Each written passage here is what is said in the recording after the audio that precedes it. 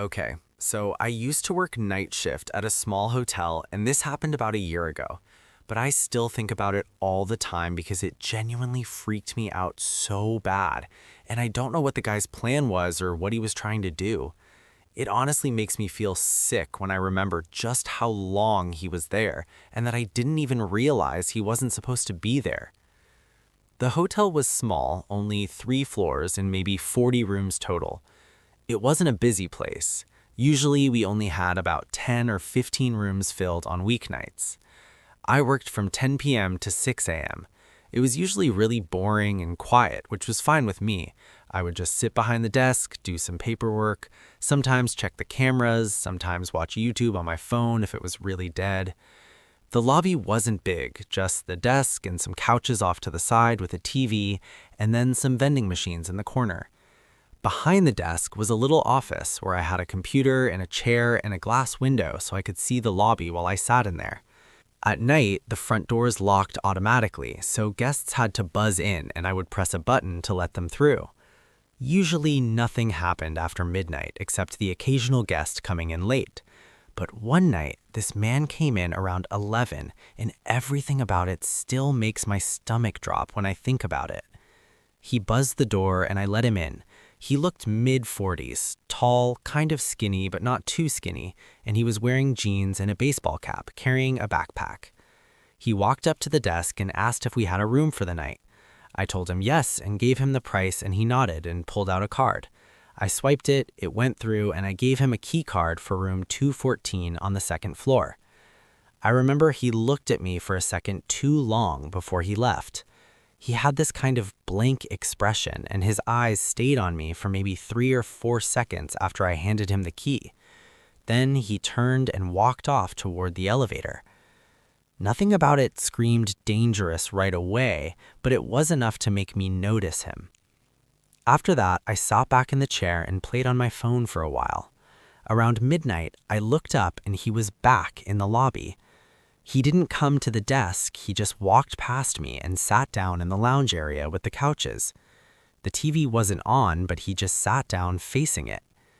I figured maybe he couldn't sleep or something. Some guests hang out in the lobby sometimes, so I didn't think too much of it. But then, after half an hour, I realized he was literally just sitting there doing nothing.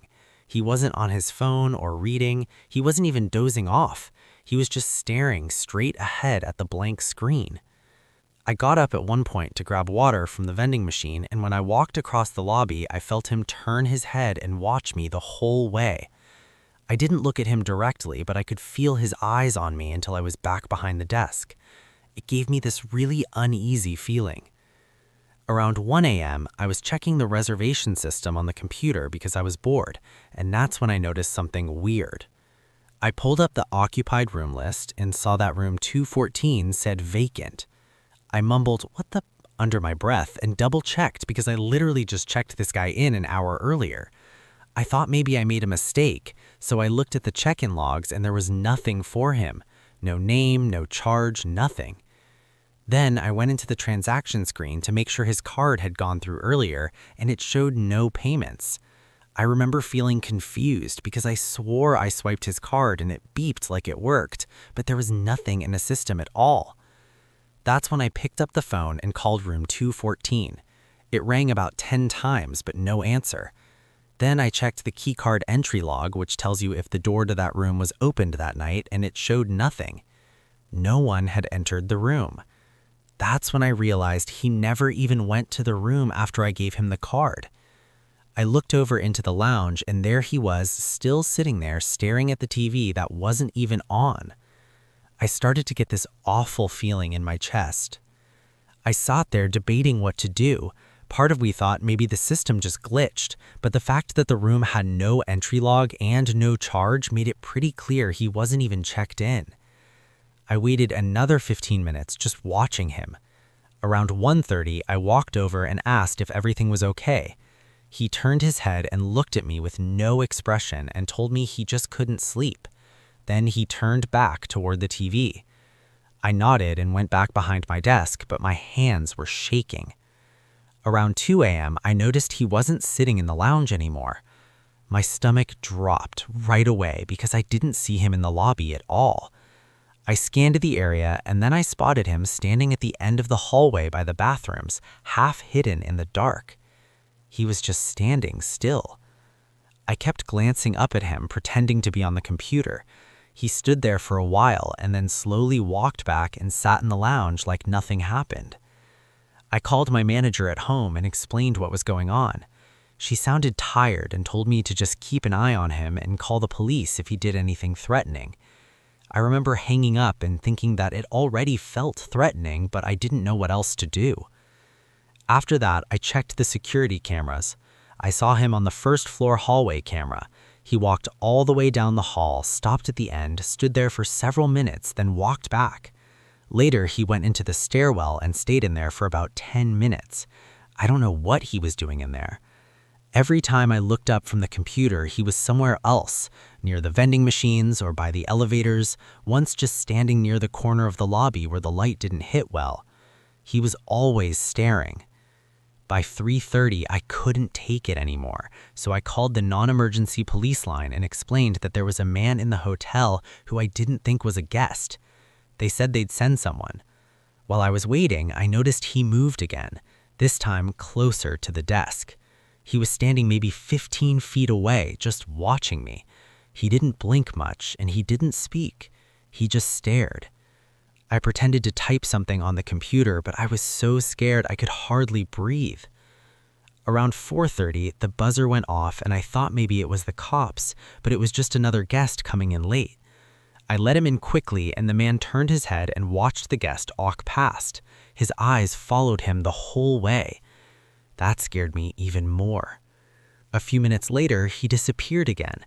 I checked the cameras and I saw him standing outside one of the guest room doors on the first floor, just standing there.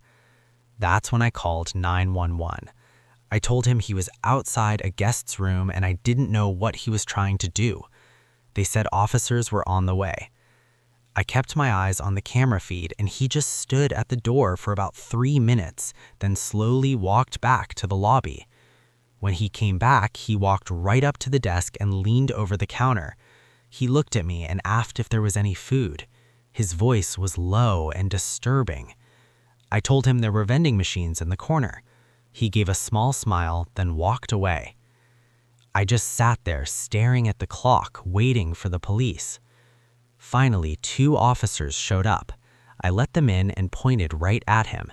He was back in the lounge, sitting down. They talked to him, asked for his ID, and after a few minutes, they walked him out. One of the officers came back and told me the guy wasn't a guest at all. The card he gave me was stolen and he had no reservation. He had just been pretending to get inside. They charged him with trespassing and using a stolen card. After they left, I sat there shaking until my shift was over. The part that messed me up the most was realizing he had been inside the hotel for hours, wandering around, standing outside guest rooms, watching me from different places, and he was never even supposed to be there.